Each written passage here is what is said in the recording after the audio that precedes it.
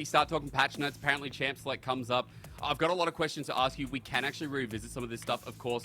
Over on the Chinese side, they must have just kicked this off. Being the 10th year in LPL, they want to get straight into it with FPX WE jumping into ban phase. Now, you're talking about a couple of these picks like the Jace as well. I know, Kitty, you started talking about, at least in our rehearsal, about some of the majors being buffed due to items as well. We've already seen one of the Rise taken off. What else do you want to see as ban here from FPX and WE to finish off the last slot?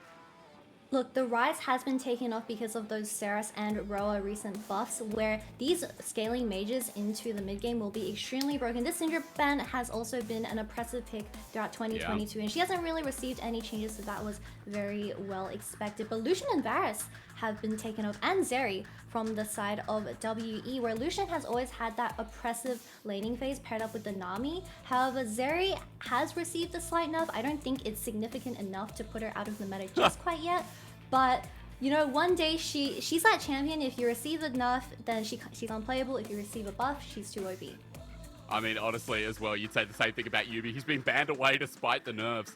FPX hovering through the jungle. And, you know, Kitty, we didn't get to talk too much about rosters either. That's something else we can kind of hover over when we get into game. But for now, we'll just keep track of these champions starting 13.1, which is the Vi first pick, which, Kitty, in the preseason was a very big jungle pick. That was great for things like the Zeri, right? Some of those 80 carries that lacked the more mobility, which seems like a very strong first pick for FPX. It is indeed a very strong pick for the side of FPX, because this Vi pick does have a lot of great synergies with the current meta mid laners, such as the Azir, such as the control mages. And like I said, the Cassiopeia can even come back into the meta because of these item changes. So I'm really looking forward to what the mid jungle has to offer for patch 13.1. But Kalista and Malphite gets locked in straight away. Yeah, okay, so is that going to be down in the support, or is it going up into jungle? This has been a flex as well, right? And I1 be someone who plays, I guess, more broader supports is on the other side. 80 carry going into it, and Kalista was still considered one of the weaker ADs in 13.1, but Caitlyn definitely not, as LWX returns back to his lane-dominating stance. Kitty, last year, this is like all he played back when Dragons got buffed. Caitlyn is definitely a tier 1 ADC in the current meta pool, but Kalista getting first picked from the side of W is definitely a very niche decision to make, to say the least. But like I said, this Malphite can be flexed to either the jungle, top lane, or support, so it's a very good second choice for WE. But the Lux gets locked in to pair up with the Caitlyn, so this is more like a skill matchup in the bot lane. Yeah, it really is. Nautilus for the engage might be it as well, and takes away some of that flex potential, I guess, too. As that gets locked in, we know that the Maokai is most likely going up towards jungle for home, making his debut. Kitty, second ban phase, though, we still don't have a mid laner pick with the bottom lane cemented for both these teams. Walk me through some more of those mages that need to be banned, because you and I were talking about Cassiopeia and even Kassadin being at the top of our list. Yep, now we actually have to say Kassadin and Cassiopeia out loud because they sound the same. But these mages will definitely be removed. Kerr was an extremely good Ahri player back in 2021 when he was still playing on FunPlus Blaze. So that's a very understandable ban coming out of WE. But I've also heard that Sylas has been a very prominent pick for the two mid laners in this game. So Sylas can also be a champion that can be flexed to jungle now with the 13.1 jungle changes. So that can definitely be a viable option for both teams. I like the Sylas mention, especially since on WE's side, Shanks is a great Sylas. I feel like it was one of his top champions from the previous split, while for Kerr, as the Ahri was noted a little bit before, excuse me, was definitely into his niche pool. Now, we've got the Fiora ban, Kitty. Xi'an, another great duelist in the top lane. So, as we take away the Fiora, which also was sitting in our nerfs that you guys didn't get to see, I'm wondering if it's just going to be a first pick top side here for Bubu to get a bit of priority. Although Fiora did receive a slight nerf coming into 13.1, she's a great answer to the champions like Jax and Jace and Cassante even, which are still very meta. But this Fiora being taken off the map just means that they're open for bruiser top lane matchups. I love how right now going through those bruises is making the screen lag a little bit. It's like ruining champion select right now. This is the first game, guys, so don't worry about it. They're looking at Cassante on WE's side, but actually the Renekton gets locked in blind against FPX and Xiaolahu. Right now, there's a lot of options available. Cassante looks like it could be one, and it's just locked in straight away for FPX to deal with, I guess, an easier matchup. Look, Xiaolahu said, if you're not picking Cassante, give it to me. And he insta-locks the Cassante. Even though he received a slight damage nerf in this new patch, he is still relatively strong. And with Jackshow also receiving a slight change where the tanks do use it better in the current patch, Cassante shouldn't suffer from it too heavily. But on the other side, as Akali gets locked in for care, I'm just wondering what Shanks gets a counterpick with. I know a lot of people will be saying things like Kassadin coming through. Cassiopeia maybe not as much, but it's just an Azir. And it's an interesting composition, Kitty. Run me through WEs to kick us off, because I feel like this is a team fighting comp that looks very reminiscent of like Season 11 or maybe even like the start of Season 12. W's game plan for this first introduction match will be aggression and going straight in. With Renekton being locked in blind and the Maokai in the jungle, they have a lot of security when it comes to those engaged in team fights. And Kalista Nautilus being very strong as a duo pet for bot lane, they should look to play towards this Kalista, because this Caitlyn being a response from LWX will definitely become an issue if no resources are given to the Kalista. I mean, on the other side, though, you could say that resources are important for FPX because, Kitty, look down the bottom lane. Caitlyn and Lux, we know that lane has to get ahead. We know Akali is about snowballing an early lead as well, getting through the laning phase. Cassante getting involved in those early skirmishes. It feels like FPX want to kind of bridge that early game quite quickly, too. That is indeed the case, and Vi being locked in for the first pick of FPX definitely tells their intentions of their game plan, where the Caitlyn and Lux obviously a very strong pairing in bot lane as well. Just the difference between this is that they have to play off range, but if the Nautilus is good enough and does land a Q on either carry or either champions, then the laning should go differently. But this Vi should be constantly hovering around the Caitlyn because she will be pushed up 24/7. Well, you heard that. Kitty tells you that FPX will be looking towards that bot lane with the Vi, with Xi'an and Hung both debuting into the LPL. I've got some stories for you folks as we welcome you back to, I used to say the greatest league. I used to sit here with ego, but after LCK1 Worlds, it's about reinvigorating the success and finding a new path for this year as LPL, not only for spring, but for 2023 kicks off. It's great to be back with you all. It's great to be back in a competitive league, honestly. Having a holiday sucked. I went on a cruise ship. Maybe I'm very grateful for the people that bought me the cruise ship. Don't get me wrong. My partner's parents would probably kill me. However, League of Legends is life. And it doesn't matter if you're playing it in solo queue or watching it competitively. It just feels right. And hopefully we give you a right old game to kick us off as it should with FPX versus WE. WE was 0-16 last split. Kitty, they didn't even pick up a single series win. FPX on the other end, I mean, this team's made a lot of changes. Clid's out. We now have LWX not with Hung, but with Lola instead. Up from the LDL. Care's still there. Xi'an still there. But their LDL championship jungler in Xi'an is back. It looks like we have a bit of a pause to kick us off. Maybe that's the right way. Kitty, that's how League of Legends is. That's how solo queue is, at least. Someone leaves at 3 minutes, 5 minutes in the game, you have to remake and you lose 6 LP. Happened to me today. I wish I could delay the amount of games I'm losing in solo queue right now, but this stage looks so amazing. It's my first time seeing this, and Jesus, I want to be there. But unfortunately, I am in Australia, and so is Hysterics. But talking about your break, how was the cruise ship in general, other than, you know, the inconveniences? Oh, well, look, to be honest, to not be a negative Nancy, it was over Christmas. The prawns on Christmas Day, if anyone outside of Australia doesn't know, prawns are definitely a tradition. King prawns, if you have them. For sure. Unfortunately, they were frozen and gave me mild food poisoning the next day. So Boxing Day was definitely boxing with something else, if you know what I mean. But away from the crude stuff, yeah, that's right. Kitty already getting me out of deep water on the first broadcast. Let's pull you out of this traumatic experience and talk about the team comps, because like not even team, but just teams in general, because we have FPX here bringing up all their developmental talents with the, I believe, mid lane, and Lila coming in as well. So I'm really interested in how this team will develop throughout the weeks. But Care coming in, I know that he was a really interesting player because he really was the star when he was on FunPlus Blaze, and he is very diverse in his playstyle. So he plays the mages, and he also can play a lot of utility and resource heavy champions. And of course, paired up with Xi'an, then these two duos can just dominate the map, with the current patch being so centric on these side lane plays. But Kitty, it's about time we finally got into Summoner's Rift. Again, starting with a pause. Wasn't what you'd call ideal, but nevertheless, here in Xi'an, in WE's home arena, we begin. Welcome back to the LPL, and isn't this iconic?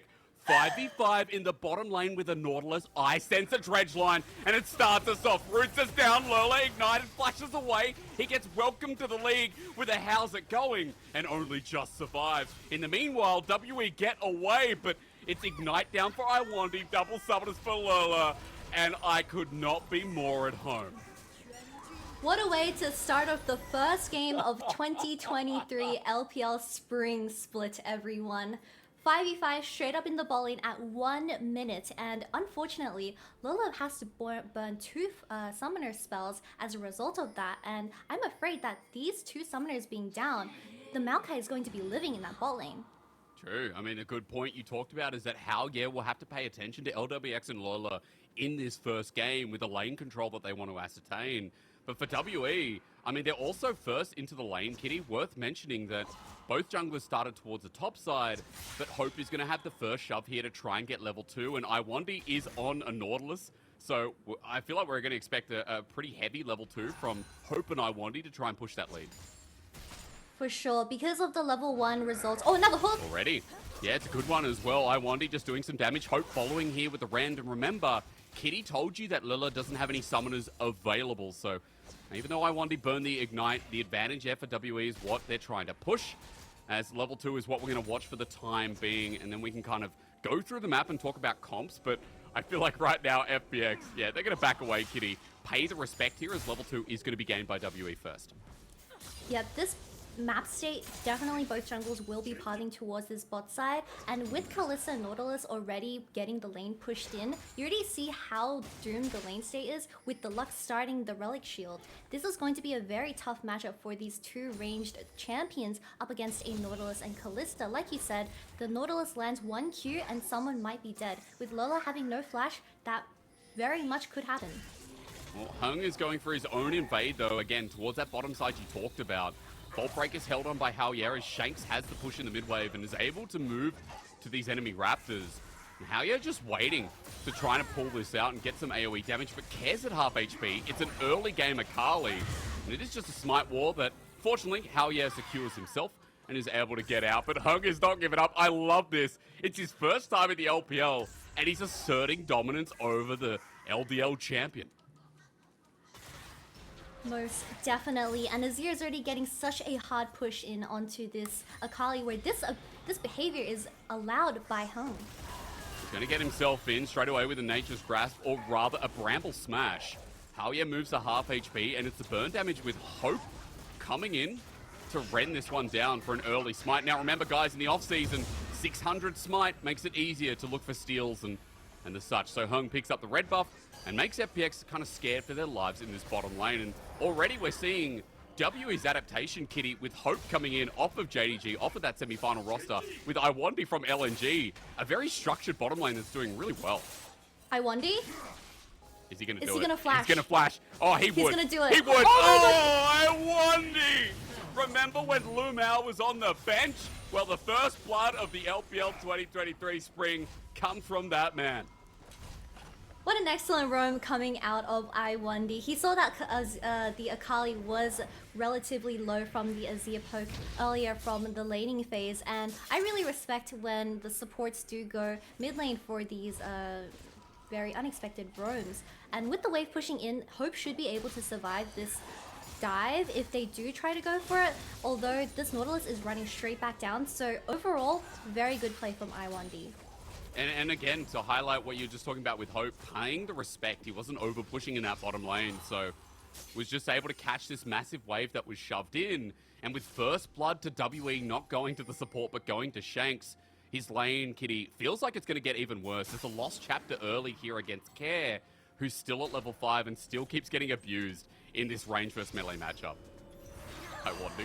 Stop it. I1D is being an absolute menace this game, but something that I can really pick up is I love the proactiveness coming out of WE. They're literally egoing off the Vi from her own red buff, and that is all because of a snowball effect where Nautilus and Kalista were really able to prioritize their lane dominance, and with Azir also helping in that aspect, this team is looking very promising so far.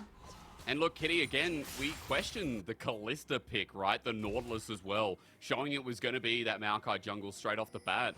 But so far for WE, that game plan, not just through the burnt summoners, but through the laning phase, has been pretty pristine. There's a small CS lead there for Hope is pushing in, but because of all this lane pressure, Kitty, I1D with his Hex Flash is constantly roaming and shadowing Hung, who's invading for the second time.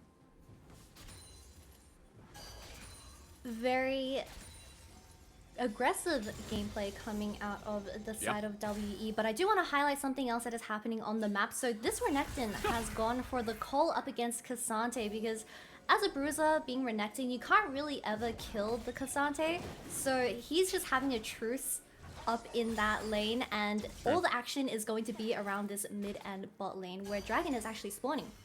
Yeah, okay, so first Dragon gonna be Chemtech. Ladies and gentlemen, if you missed the off-season, welcome back to Chemtech Dragons. You're not going to become a zombie, but you are going to be dealing out quite a lot more when you're below 50%. So not going to see that first Chemtech soul of the 2023 year, but we are going to see the first Chemtech Dragon going down over to WE with almost about 800 gold lead here in game number 1. So as the Dragon goes down, Infernal comes next, and Hung has so much to clear of his own jungle, Kitty. You can just see he spent so much time towards Raptors. Now he's got a full clear. Left standing while Hao tries to be cheeky in the bottom lane. This doesn't work. They're gone. Or does it? Wait. Oh, Hao backs away. What timing for Hope and I1D to just walk back in. FPX is honestly getting desperate for this bot lane because Caitlyn hasn't really touched the plates, and as a Caitlyn and Lux lane, if you're not touching plates, then what can you really do when you are this behind in the early game? However, it's not too far just quite yet, but from the game state so far, this Caitlyn is definitely getting the lower end of the stick. Yeah, again, you know, you talked about how crucial it is, and we also talked about how skirmish heavy this really could be between WE and FPX in the first game. I want to talk about other elements that we haven't had a chance to because of the crazy way we started, Kitty. You mentioned topside a little bit there. Walk me through a bit how FPX can kind of recover this game. We're looking outside the Caitlyn and Lux box now though, right? Akali's hit level 6, the Cassante 6 as well. I want to know how some of those skirmishes or pick potential come to light for FPX in other sides of the map. We already see I1D rotating to this Herald, where in the current meta, I believe, Herald has been prioritized for most of the teams because just of how much it provides in terms of gold. I really see I1D being here first, where Lux as a champion, you can't face check into a Maokai or Nautilus, so in reality, there's no vision being set up for FPX, so this is going to be tough. Not at all. Shallow with the ultimate as well. And we'll ask you about those comps again in a moment after we see how this skirmish plays out. Because Shanks still has himself a push through mid, but LWX has moved up with Hope keeping towards the bottom side. But while this Herald fight's going on, Pubu just sneaks himself a plate. But it means FPX will be able to finally get their first objective of this game though. However, Hope is going to do the same in the bottom lane. So, Kitty, if we just look at the Herald value, WE innately have been able to pick it up on some of these core individual members of the comp. I'm wondering if this Vi will just drop it bot lane because of how behind this Caitlyn is from the start of the game. But talking about the overall team comps that we have for FPX, they have relatively good scaling with the Cassante and Caitlyn. And this Caitlyn has so much range on the Kalista, where in the later team fights with the Rapid Fire coming back in, she won't really be able to be touched by the Kalista. However, Azir being the mid lane on Shanks, he can definitely be answering the Caitlyn, but if Care plays his teamfights correctly and finds a flank onto one of the carries of WE, then the teamfights can be very hard to pull off. So playing a bit of those angles, I like that as well. That comes back and answers my question perfectly as to how FPX can kind of operate moving into, I guess, later portions of the early game that we're seeing in front of us for now. But this invade's still continuing on. Hung still going deep, but red buff is forced to be reset with the range played through by Lola on his Lux. But then you see as Iwandi doesn't find the play, helps Shanks push up, and then now move as a unit. I mean, so far, Kitty, the first 10 minutes of macro from WE has been, I think, 1,000 times better than last year, because WE are looking like the stronger team in game number 1. The team that went 0-16 last year. As Dominus is going to be popped in the top lane in the meanwhile. Yubu just forcing out Shallow, but we know Cassante from solo queue. We know we don't really kill that champion easily. Never ever. I don't think I've ever seen a Cassante die in my life. So based off statistics, True. Cassante is broken. But of course, I don't think Haoye has gotten a single red buff this game. And that's just because of the amazing rotations that Nautilus and Azir have been doing throughout that mid-river. Look at the wards. And I know, look at the wards. They look amazing. I mean, they are amazing. They look amazing. They look amazing. As a support main, this is eye candy to me. True. But something I'm really worried about is this Caitlyn and Lux, because they haven't really been able to look for the plays and even just get any plates in general. Where this Lux has started with a Relic Shield and I believe a Kindle Gem, then she is purely there just for the bind and she won't really provide much in terms of damage. Well, I mean, we're going to see that in the next fight, right? The lack of damage coming out of Lola, who has actually picked up his final spark. But on the other side, I want to point out that we do have Crown of the Shattered Queen from Shanks, Hope as well with an Immortal Shield Bow. And so those items are going to be crucial towards Dragon, but at least pressure for FPX might start off this little venture. But WE are here to respond. The turret plates go down, but look at the movement there, Dredgeline. Not getting through the Vault Breaker from Hao. Yeah, as Lola gets a binding, but the depth charge continues it off, and Nature's Grasp comes through. The Ents go marching in as Hope chattels in on LWX, gets the rend, and WE turn to the next. The shove, beautiful from Shanks. This WE looks so much better. The Shanks has to flash away because FPX bring it on out. Shallow, who pops the ulti, goes into blade form, a mini Aurelia in this top lane for FPX with the flash from Bubu. Wants to take down Care, but the range is only just out. The Shallow, who can't get under the turret in time. It's WE who make it 5 for 2. And just make me think that this team is looking 1,000 times better than last year. WE is definitely redeeming their previous year's performance with this this team fight going on. Look at the way it was played. So we have the Nautilus focusing down the Lux first of all, but look at the Caitlyn. She gets focused down straight away by the Kalista and she dies as the main carry. And this Vi, with the Caitlyn down, she doesn't have the damage to execute the Kalista fast enough, where the Azir was able to clean her up. And in this entire time, Renekton was missing. However, being a 2v4 is looking very tough to the side of FPX already, and Renekton just comes up and cleans the fights. Honestly, these team fights, WE is looking like another league. Yeah, it is. I mean, again, it might only be game number 1, it might only be the first game, but just with what we experienced with WE, if anyone's shooting in for the first time, last year, this team that had Beishang in the jungle, that even had Bubu, Shanks in the same position, we were looking at 80 carries as just pause for a second as Light Binding comes through, Final Spark as well. Vault Breaker not going to follow up. I was waiting on that one. It just wasn't there with similar members, so it's nice to see that Game 1 has really, really good base fundamentals so far. But Kitty, we're going to have to find out if that continues, because Dragon spawned, it's been sitting there for a while. WE are playing off massive item advantages right now. And as Hung pops the ulti in, I think this is going to be trouble. FPX are caught by the 2 as Dredgeline depth charge, 3-man knockup. Oh, no. Hope with the Rend into the backline. Howyeah's there. Care at least getting an assassination helps out Howyeah to get his first kill of the game. But how does Dragon continue on as BuBu moves down? And it looks like it will be 1-for-1, but the Dragon still in WE's favor. Overall, still a winning fight for WE, but this Lux has been suffering. As we can tell, this matchup is not going too hot for Lola, but No. this overall, with the item advantages and Azira, Kalista, and Maokai all picking up their mythic items, they also had a slight advantage in terms of vision because of winning the prior fight from bot lane.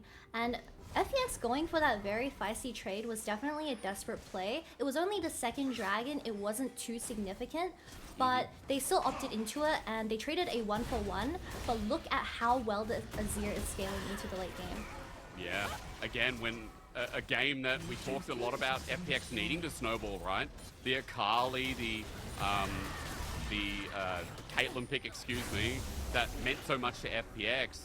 Now only hitting their first items, and yeah, they may be picking up objectives here and there, but that was a solo first turret for Shanks in the bottom lane. He already had the crown of the Shadow Queen with the Hextech alteration, and now he's got a needlessly large rod. Shanks is 3-0, and making this 4,000 gold lead for WE looked pretty promising just on him alone. So, Kitty, coming into this mid game, I wanted to ask you, is it third dragon fight that FPX have to play towards, or is it trying to utilize some of this side lane pressure with the Akali, with Cassante? What's your angle? Most definitely, the Vi should be playing alongside this Akali because she has the kill threat onto the carries. But with the sides being a Renekton, it might be a bit tough because he does have that extra bit of health from his items. But looking back to this entire top side, they are getting that vision set up where Lux is building, I believe, a Shirelia's or a Moonstone, and she is not tanky enough or does not have enough CC to set up these team fights. And yeah, this is looking pretty promising for WE because this Azir is going to scale into an absolute monster unless Care finds those crucial angles. Again, it's just been so hard to see because with Crown against an Akali, we all know how, I guess, easy it is for Shanks to play more dangerously as he picked up another turret at the top side. But meanwhile, WE engage against the Herald play with one of their own. Lola stuck in place, a Bramble smash and a smash He from burns Hope the flash. as well. The world semi-final 80 carry Kitty. He's doing well as well on his new team. Terrible debut for Lela, but honestly, props to I1D because he has been so active with these team fights in mid lane. Oh, another team fight. Oh, yeah, but you have an Azir, a Dredgeline to save out as well. Hope burns his flash, so for Howyeah, that's still going to be worthwhile here, getting something. But WE still the victors in the end. And, you know, Kitty, you were talking up I1D. I could not agree more. Agent 007 on WE's side has just been perfect on this Nautilus. Absolutely perfect. And I do want to highlight Hope.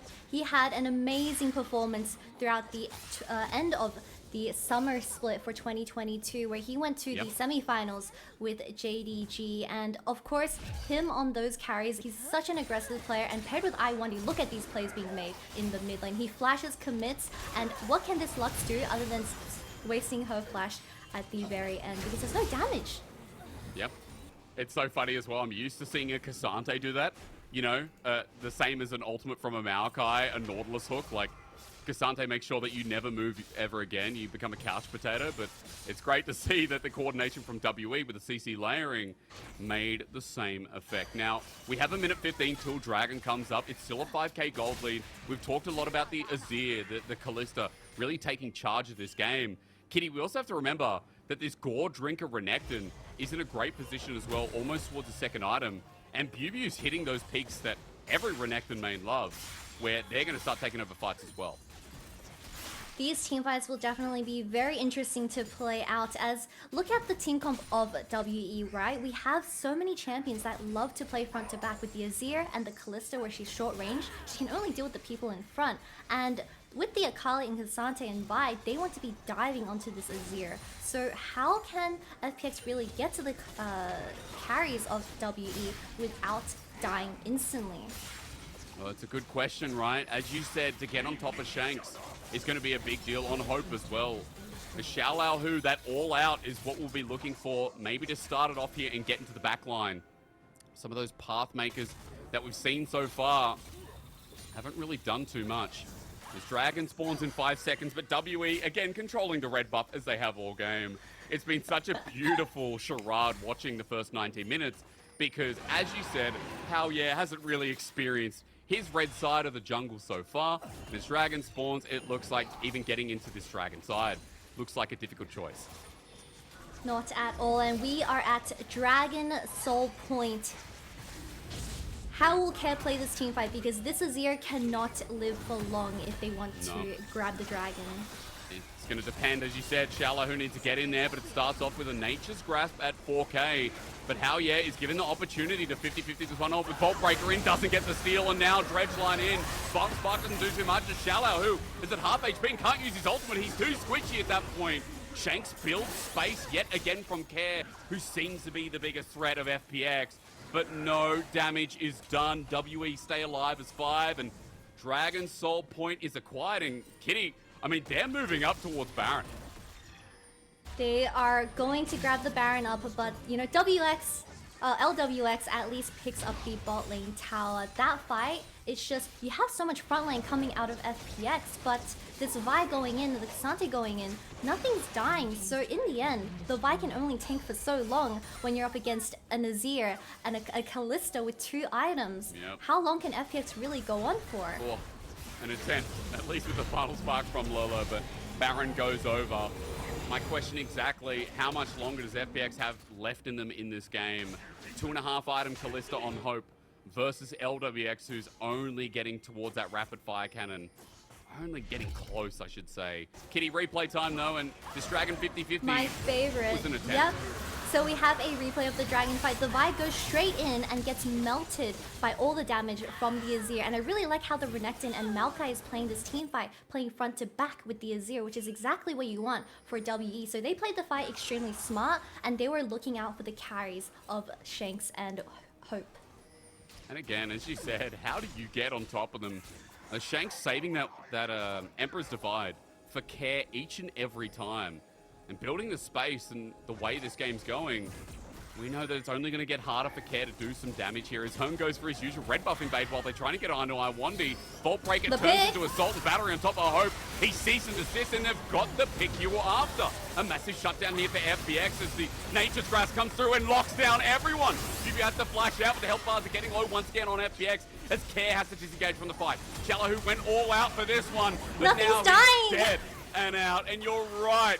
The only one was Hope as Shanks flies through the skies. Doesn't even need a divide. Red buff is helping out WE at this point. And as good as it looked with the shutdown, WE just always seemed to get more. That was a really good pick coming out of Vi. He spotted that the Kalista was out of position in mid lane, and they committed for that kill. They were... Honestly, FPX is in a very desperate situation where they haven't picked up enough gold to get them item spikes, and with Dragon spawning in 2 minutes, which is a Mountain Dragon up for a Renekton and Maokai Nautilus, without those core items, it's not genuinely nothing is going to fall down. But looking at the replay, so really nice combo coming out of Xi'an here, where he focuses down Hope straight away. Kara follows up extremely well, and the Kalista dies instantly. Renekton TP slightly late, but this Renekton is so tanky. Look at his health. He flashes away, but everyone else on the enemy team is already 1 HP. Azir free DPSing in the background. Cassandra doesn't do enough damage to deal with the Azir because of his gold lead, and just teamfight is just looking like an Azir's playground. It really is. 5-0-1.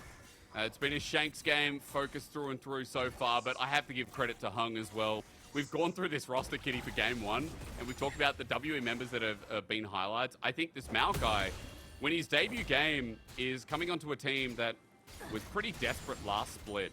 You know, again, 0-16 has to be highlighted once more.